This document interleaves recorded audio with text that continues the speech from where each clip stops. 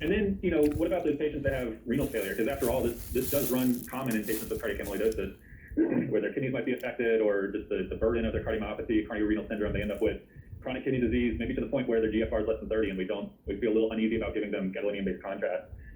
You can use non-contrast techniques, including T1 values. And so this is a nice paper in over 400 patients with known or suspected amyloid, and T1 values are here represented in the green bar with a decent, and again, these are native T1 values before any contrast has been given, with a decent performance in identifying cardiac amyloidosis. And so they actually came up with this protocol for general use, which is that if you have suspected cardiac amyloidosis, you can just start with a non-contrast CMR, get the native T1 values on this 1.5 Tesla system. If the native T1 value is less than 1,036, then their negative predictive value for amyloid was 98%. So you can feel pretty confident saying you don't have cardiac amyloidosis.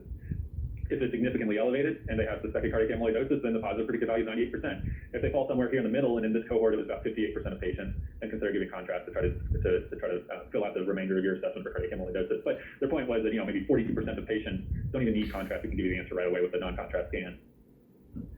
Okay, so I've got a couple examples. So this is